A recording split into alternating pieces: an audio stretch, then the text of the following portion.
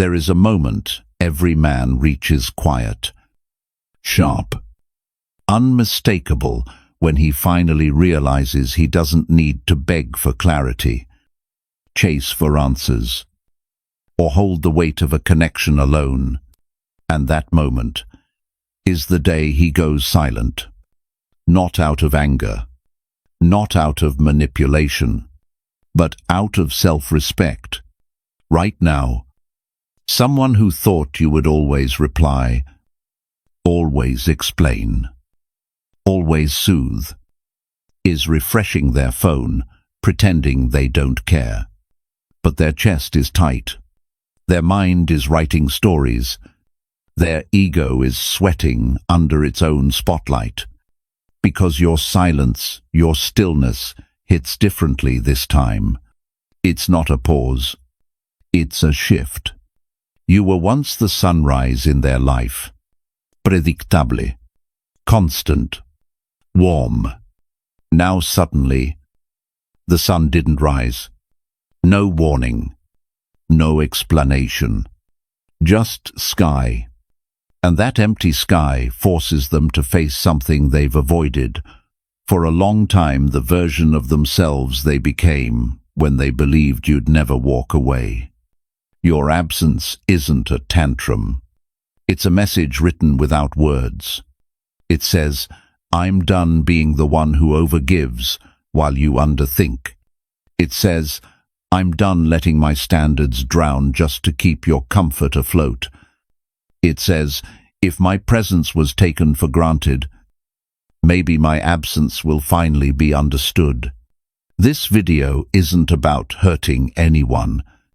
It's about reclaiming yourself. It's about what happens next inside their mind, inside their ego, and inside your life when you stop chasing reassurance and start choosing respect. Because today, your silence stops being the wound they ignore and becomes the lesson they can't escape. Stay with me. What comes next will show you exactly how your quiet becomes the shift they never saw coming and the power you never knew you had. The moment you step back, truly step back. Not the half-hearted pause where you're secretly hoping they'll chase. Not the silent treatment you break after 20 minutes. No. The moment you genuinely become quiet, the entire rhythm of their world shifts.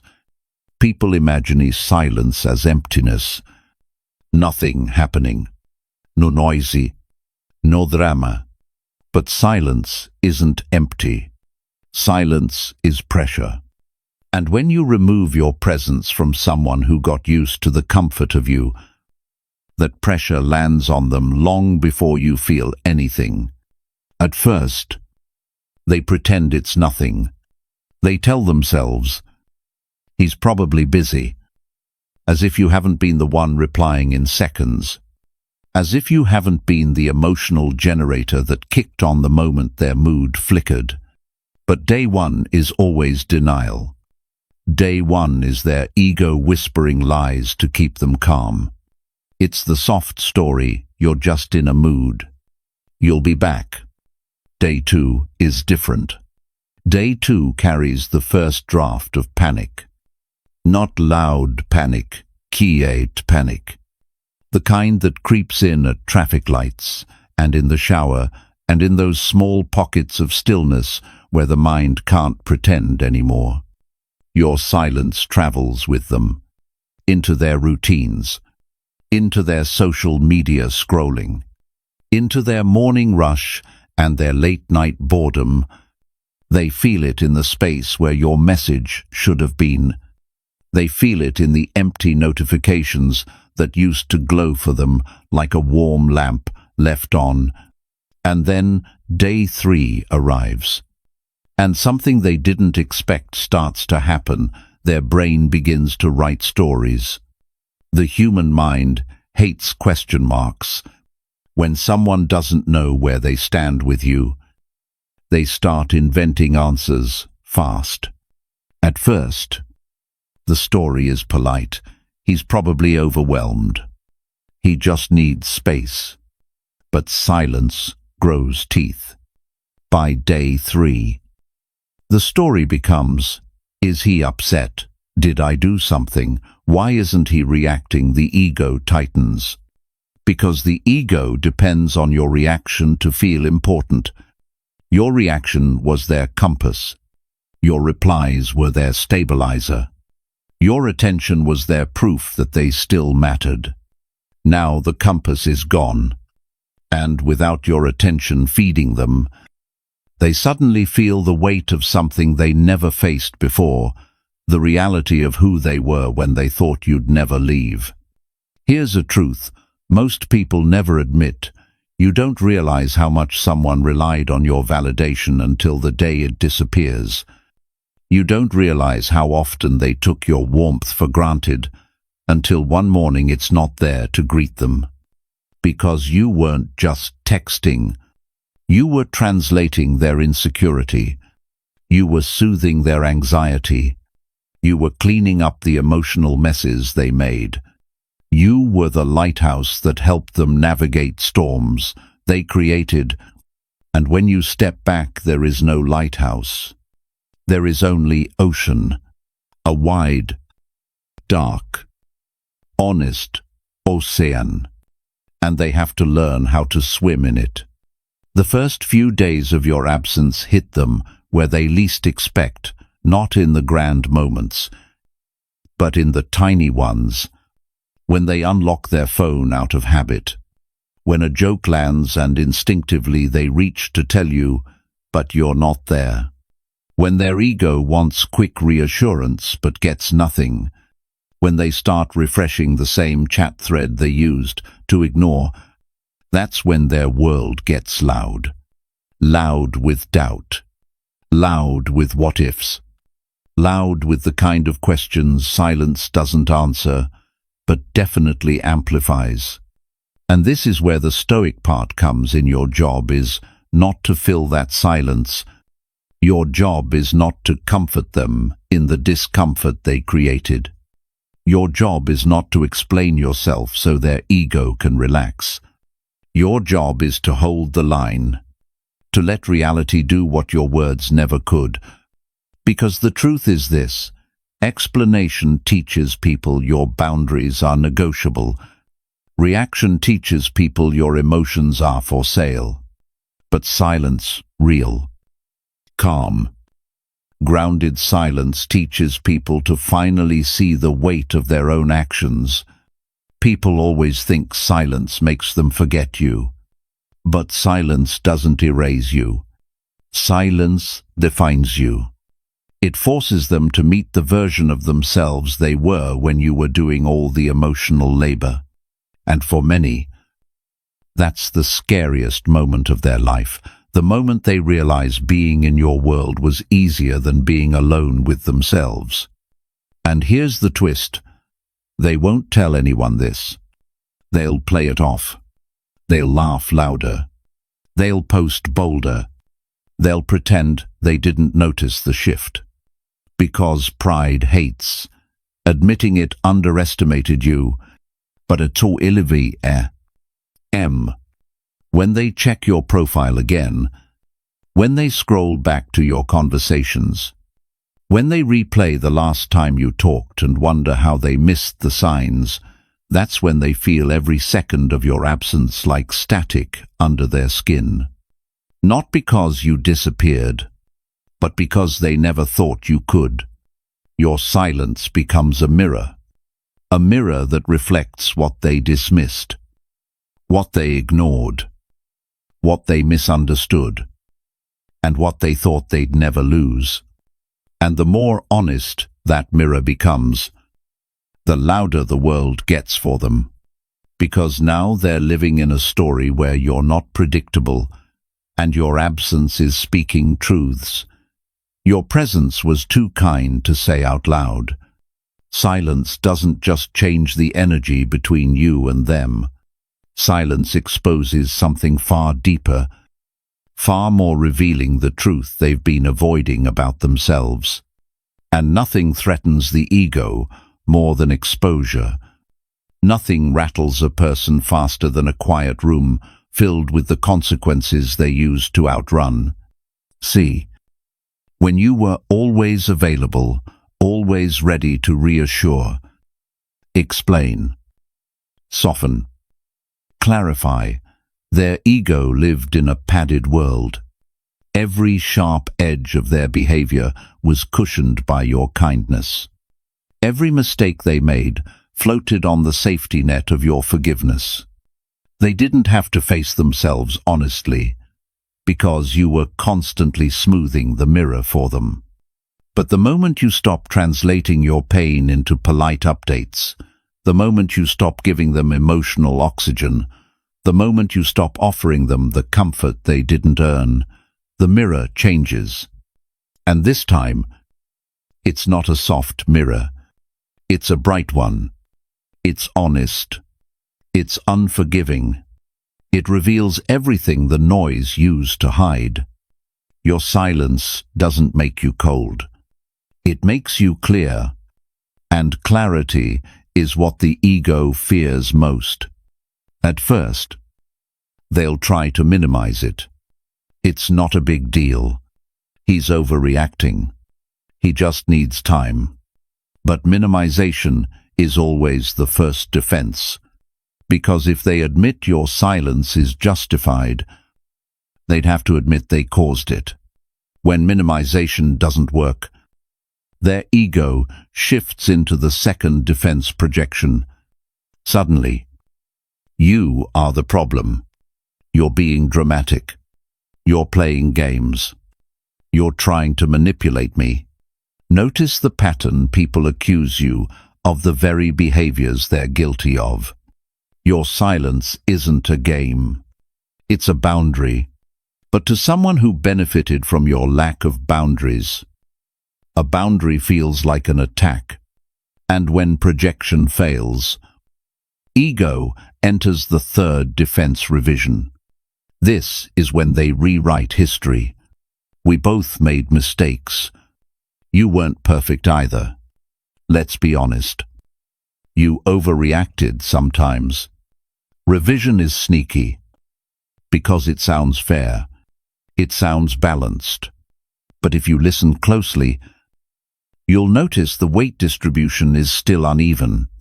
It disguises accountability as equality. It tries to make your pain look like a shared project instead of something you carried alone. This is where most men slip because they want peace so badly. They mistake revision for reconciliation. But reconciliation without honesty is just another performance. And here's the Stoic truth. You don't argue with revision. You outgrow it. Your silence is not there to win a debate. Your silence is there to stop participating in a story where your needs don't matter. This is why your stillness feels so dangerous to them. Their ego depends on your reaction to feel valuable. When you explained, they felt central. When you protested, they felt powerful. When you chased, they felt chosen. Your reactions were the applause to their performance. But when you go quiet, the audience disappears, and the ego is suddenly just an actor on an empty stage. Surrounded by lines it once threw at you like confetti. It's not your silence that scares them. It's the silence inside themselves that they now have to face. The ego hates introspection. It hates reflection. It hates responsibility. So expect it to search for new ways to pull you back into the role you once played. They may try to poke you with sarcasm. They may drop passive-aggressive hints. They may leave dramatic breadcrumbs on social media. They may ask mutual friends about you. They may pretend they don't care, hoping you'll break first. But here's the truth. Most men never hear. Your silence reveals their intentions faster than your words ever could. Because silence removes their ability to control the narrative, They can't twist your tone. They can't weaponize your feelings. They can't argue with a text you never sent. All they can do is face themselves. And that is the one thing they never prepared for. Your silence shows them how entitled they became to your emotional availability, how little effort they contributed, how predictably you always returned, how carelessly they handled someone who would have given them the world. They thought your patience was permanence. They thought your loyalty was dependency. They thought your kindness was weakness. But silence rewrites everything. Silence makes them see that the man they assumed would always be there isn't there anymore. And that realization shakes the ego to its core, because ego thrives on ownership. And nothing threatens ownership like autonomy. You are no longer the version of yourself who over-explained. You are no longer the man who tried to be understood by someone who wasn't listening. You are no longer the one carrying both sides of the relationship like a weight strapped to your chest. Your silence marks the end of that chapter, and the beginning of a new one where your presence is no longer a discount, where your worth is not negotiable, where your boundaries are not up for debate. This chapter of your silence will expose exactly what they were hiding behind their ego fear: insecurity, avoidance, pride. It will reveal who they are without your stabilizing influence. It will show you whether they were emotionally mature enough to meet you or only mature enough to drain you. And here's the final truth of this chapter. They are not confused by your silence. They are confronted by it. Because silence is not absence. Silence is accountability. And accountability is the one language the ego can't fake fluency in. When your silence doesn't crack, when your absence doesn't fold in the first few days, something predictable happens, something almost scripted by human psychology. They stop pretending, they stop acting unfazed, and slowly they begin to test the waters, poke the edges of your boundary, and throw bait into the ocean you've finally become. Not because they miss you, not because they suddenly grew, but because your stillness is threatening the part of them that relied on your reaction to feel powerful. Bait is not affection. Bait is not reconciliation. Bait is ego reconnaissance, a way to measure whether they still have emotional leverage over you. And the first bait is always the softest. A late night hey. A message with no purpose. No question. No context. Just a knock on the door to see if you'll sprint to open it like you used to. If you reply, even with something polite, you confirm their biggest hope that your silence was temporary, not principled, that you were waiting, that the door was never really locked. So when you don't reply, they shift into the second bait: nostalgia. A picture from the rooftop. A meme only you two used to laugh at. A song thrown casually into their story, the one you once sent at midnight. An old inside joke resurfacing out of nowhere. Nostalgia is the trickiest bait because it's wrapped in sentiment, not strategy. It pulls your memory before it pulls your logic. It whispers, remember how good it felt, but nostalgia never shows the whole truth. It hides the disrespect. It hides the inconsistency. It hides the parts where you were lonely while standing right next to them. You don't reply to memories. You don't negotiate with old seasons.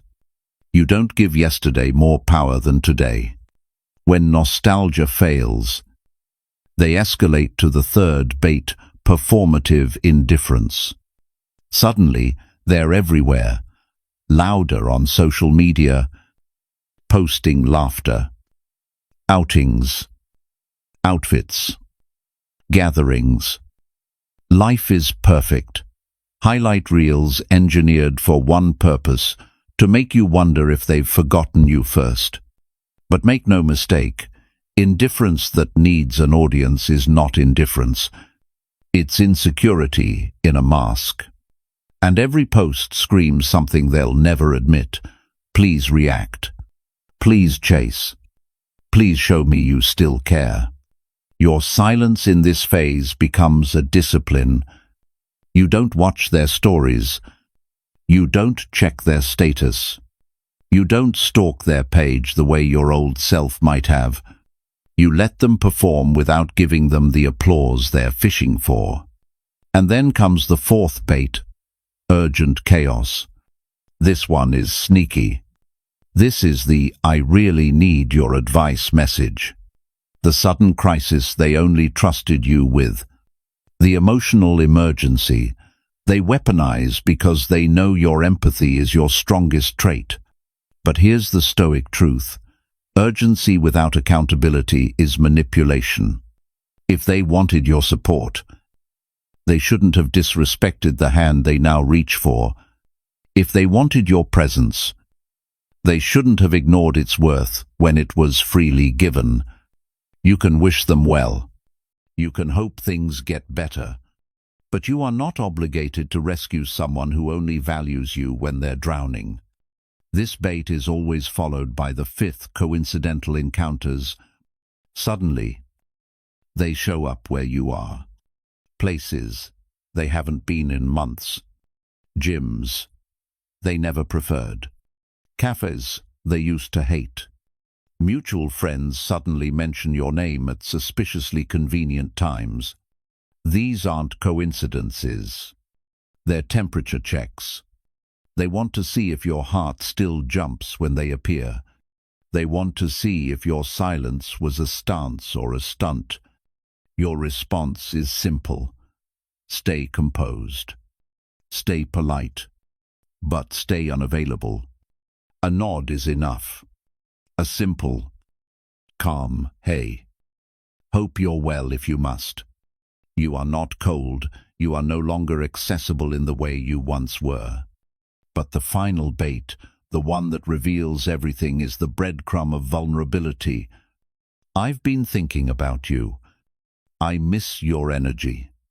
I hope you're doing okay. I'm sorry if things felt weird." These messages sound soft, emotional, sincere. But listen carefully, not to the words, but to what's missing from them. Missing responsibility. Missing growth. Missing any sign of changed behavior. Missing the clarity you deserve. They miss your energy, not your standards. They miss your comfort, not your respect. They miss the version of you who solved their storms, not the version of you who learned to walk through them with dignity. This is where men fall the hardest, not because they're weak, but because they're generous. Your heart wants to believe the apology. Your mind wants to believe the sentiment. Your memory wants to believe the softness. But softness without structure is just bait dipped in honey. You don't return to someone because they miss how you made them feel. You return only if they respect how you've grown. And here's the Stoic rule that protects your sanity in this phase. You don't react to bait. You don't chase attention. You don't negotiate boundaries. You don't break your silence for anything less than truth. You let the bait pass. You let the traps stay empty. You let the noise echo without giving it gravity. Because you're not fighting to win them back. You're fighting to win yourself back. When someone tests your silence, they're really testing whether the old version of you still exists, the version that bent, chased, explained, justified, overgave. Your job is to show, through your calm, that he's gone. You are not the man who jumps when called. You are not the man who responds out of loneliness. You are not the man who trades peace for validation. You are the man who practices discipline over impulse. The man who chooses standards over nostalgia. The man whose silence is not an invitation, it is a boundary. And boundaries are not open for debate. Not anymore. There comes a moment quiet, unexpected, merciless, when curiosity stops being a gentle knock on the window and turns into a cold draft sliding under the door at 2:13 a.m. That moment is when fear of replacement hits, and nothing shakes a person more than the realization that the man they thought would always be there might not be theirs to reach anymore. At first, they told themselves a simple story. You're just taking space. He'll come back like he always does. He's not the type to move on. But silence has a way of stripping illusions layer by layer. And now, instead of wondering if you're upset, they're wondering if you're done. Fear enters quietly. Not in the conversations they have with their friends, not in the posts they make to look unbothered. Fear enters in the places they can't hide from the late-night scrolling, the quiet car rides, the way they stare at your chat thread longer than they should. As if your absence has fingerprints they're trying to decode, because now a new thought keeps tapping on their ribs. What if he's better without me? This is the moment their ego starts losing shape. See, the fear isn't just about losing you, it's about being replaced in a life they once felt entitled to. It's the terror of someone else standing where they stood, laughing where they laughed, being comforted by the same warmth they took for granted. It's the realization that another woman might appreciate the version of you they consistently overlooked. Fear makes them imagine everything you're not posting. Are you sleeping better? Are you training harder? Are you waking up early because your bed is lighter without chaos next to it? Is your silence peaceful because someone new gives you no reason to check your phone? Is your glow just discipline, or is it attention from someone who sees your worth without needing the lesson first? Their mind becomes a projector with a broken screen, no images. Just echoes. Echoes of every moment you once shared. Echoes of laughter. Echoes of the last conversation. Echoes of the version of you they didn't think they could lose. This is why your silence hits harder now than ever, because your life is no longer orbiting their availability. And nothing is more threatening to the ego than realizing it's no longer the center of gravity. But here's where the Stoic shift happens, not in their imagination, but in yours. You begin seeing yourself differently. Your mornings feel cleaner. Your days feel keter. Your energy stops leaking. Your soul feels like it's breathing again. And that internal shift terrifies them more than any new person ever could. Because they can compete with another man. They cannot compete with your peace.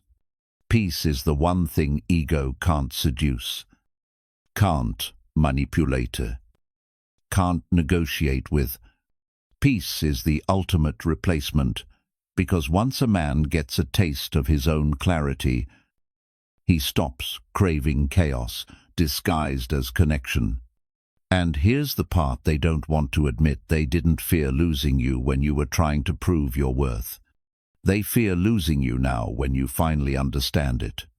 This fear shows up in subtle, trembling ways. A like on your old photo. A random emoji reply to your story. A harmless question through a mutual friend. A just checking on you text disguised as concern, but dripping with insecurity. These aren't acts of love. These are pings of panic. They're hoping to find cracks in your silence, tiny openings where their ego can slip through and pull you back into the old dynamic. Because if you're replaceable, they can blame you. But if you've rebuilt, if you're thriving, if your peace is louder than their presence ever was, then they have to face the one truth they've been avoiding. They weren't good to someone who was good to them. Fear of replacement is not fear of losing your body. It's fear of losing access to the version of you that made them feel seen, supported, validated, adored. Access, they thought, was permanent. Access, they now realize, was a privilege. Access your silence has revoked. This is where your calibration matters more than ever, because fear will make them try to re-enter your life with half steps. I miss your energy. Hope you're okay. I've been doing a lot of reflecting. You deserve better. Read them carefully, not for what they say, but for what they avoid saying. Reflection is not responsibility. Emotion is not action. Missing you is not changing for you. Your job in this chapter is not to diagnose their fear. Your job is to protect your evolution. You are not required to reassure someone who ignored your needs.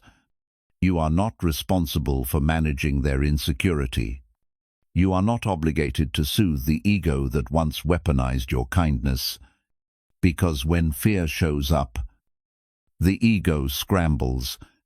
But when fear subsides, the ego returns.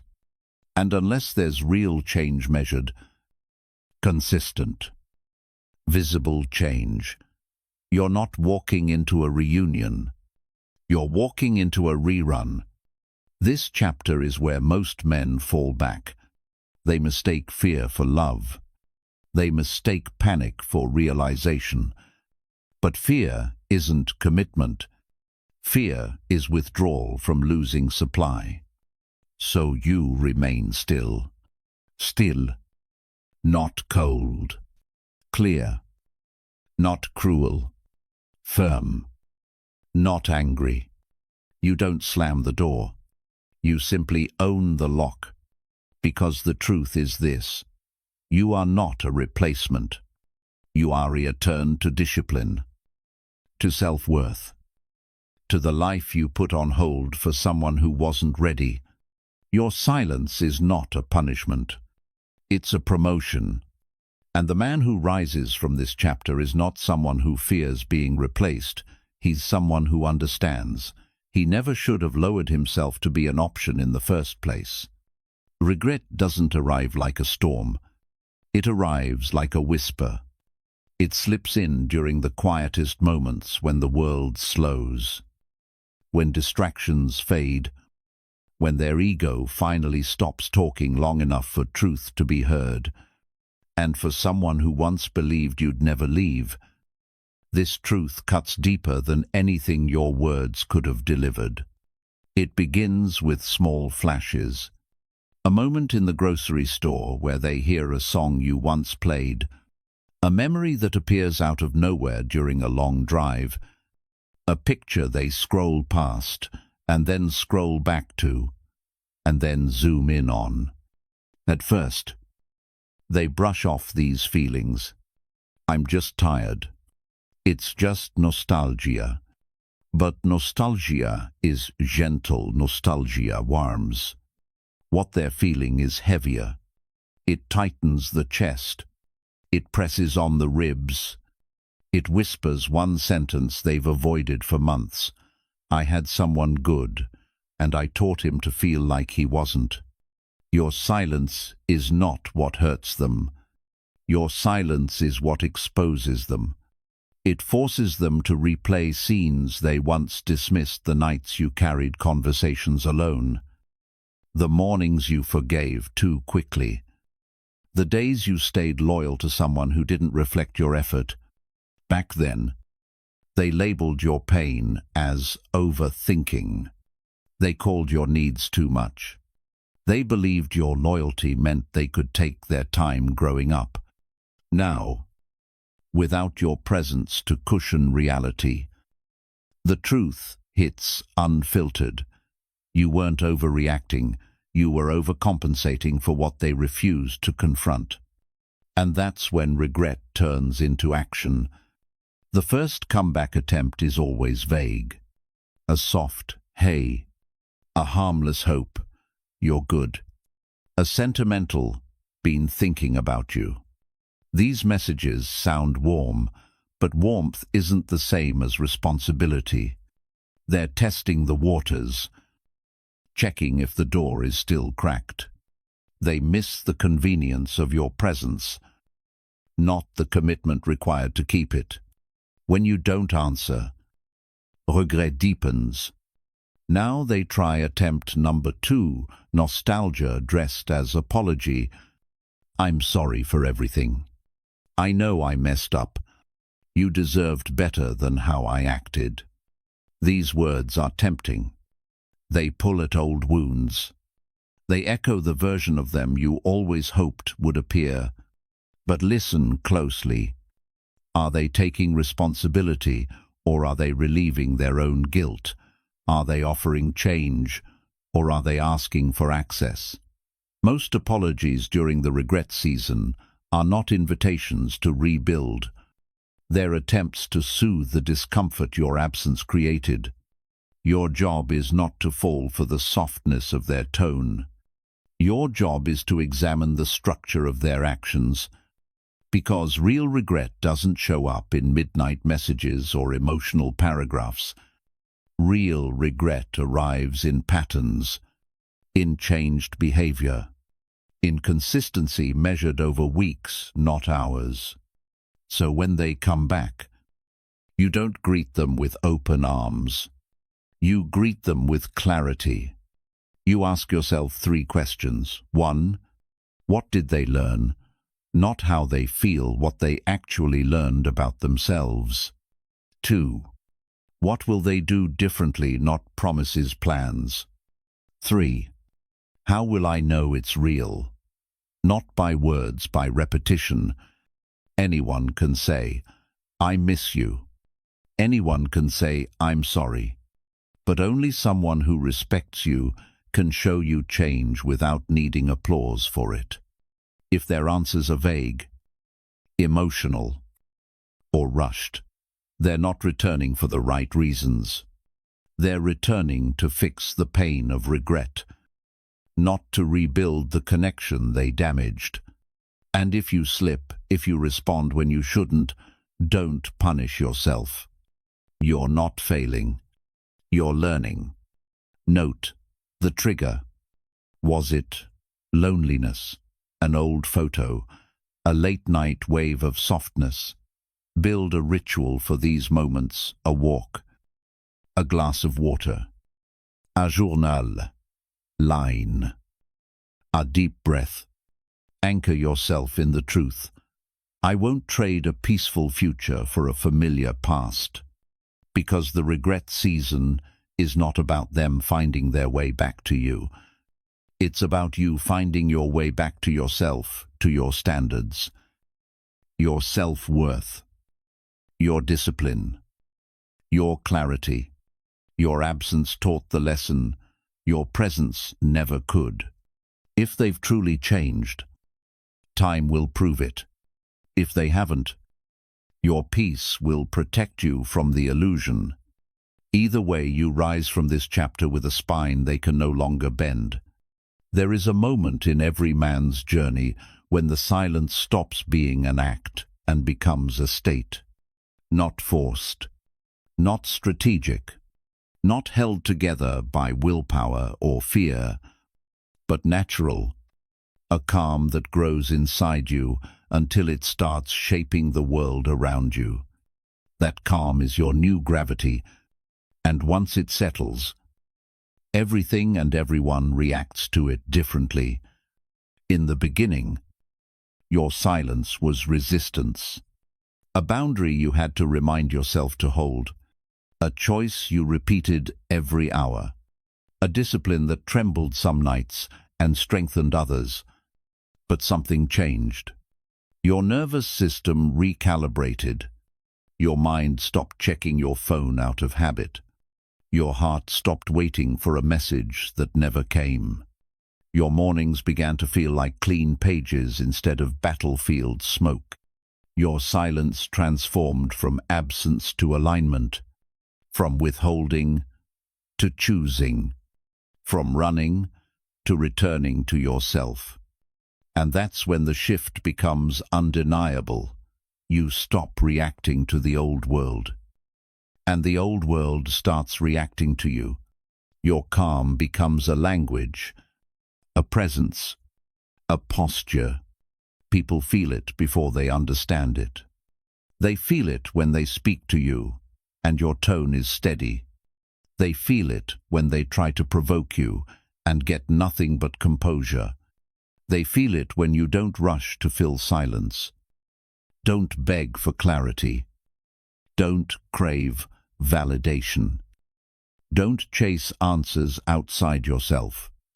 Your calm makes ego-heavy people uncomfortable, not because you're cold, but because your peace exposes the noise inside them. Your calm makes emotionally mature people respect you more, not because you're distant, but because clarity gravitates toward clarity. And your calm makes the one who once took you for granted rethink everything. Because here's the truth. No one speaks about once a man finds his center. Once he becomes grounded in silence. Once he learns to breathe in discomfort without breaking, he becomes unpredictable in the most powerful way. Not impulsive, not chaotic. Just unavailable to anything beneath his standards.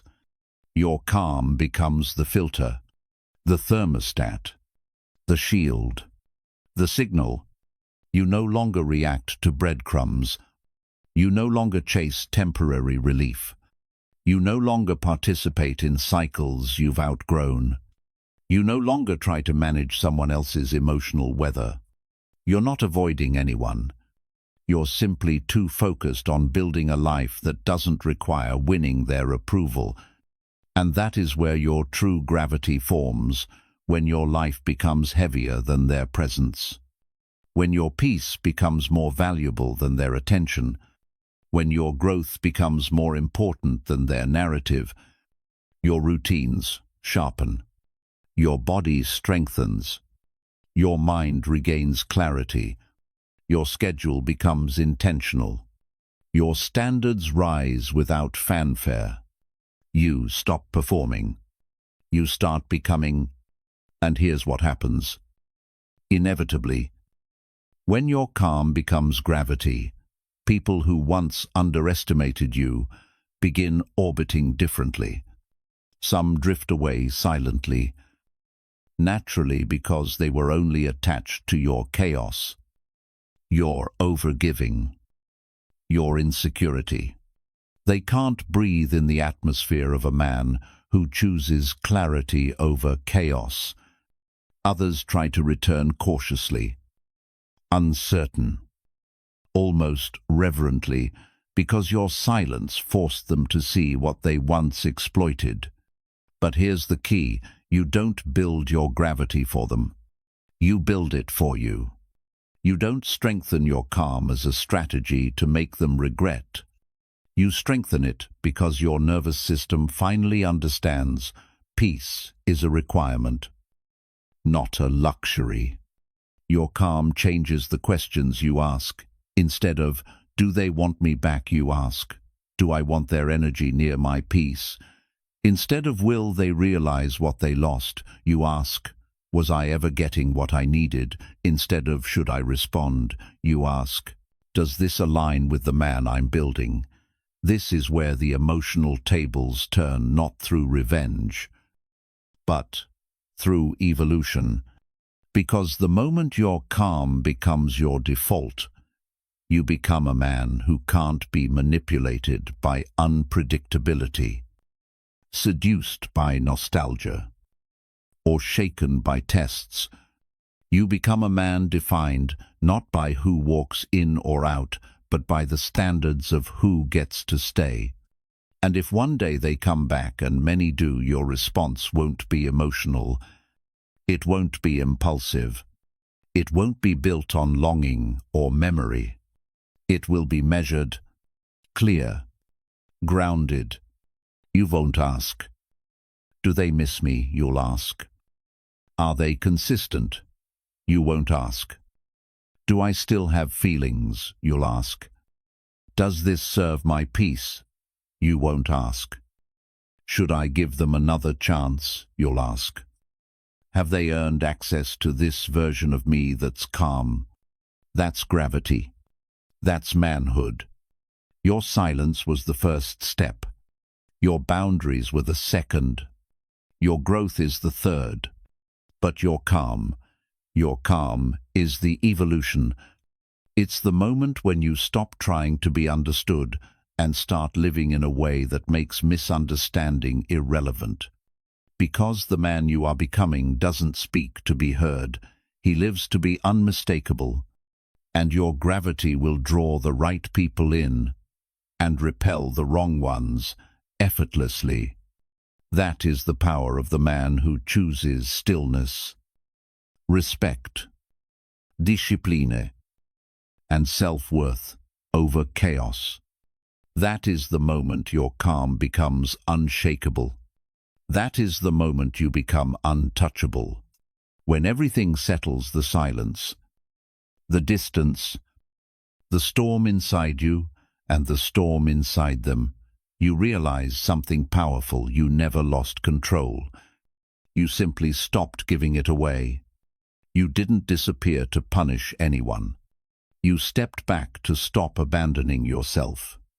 And in that space, in that breath, in that clean quiet, you found the version of you that doesn't beg for clarity, doesn't chase validation, doesn't fold at the first sign of loneliness. You found the man who chooses peace over panic, growth over chaos, and standards over nostalgia. Your absence became the lesson they couldn't ignore.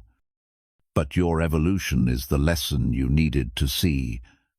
You didn't become cold. Your warmth just stopped leaking. You didn't stop caring. You stopped carrying what was killing your spirit. You didn't harden your heart. You strengthened your spine.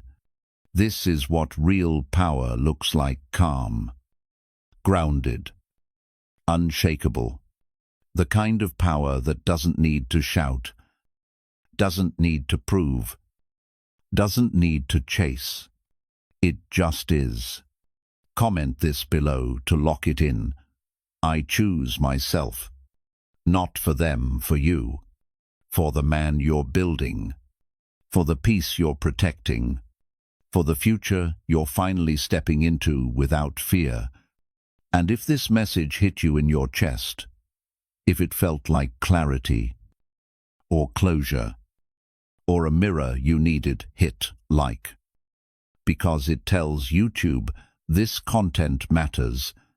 Subscribe if you want more videos that don't just comfort you, but transform you, videos that speak to your discipline, your self-respect, your masculine calm, and the life you're ready to claim.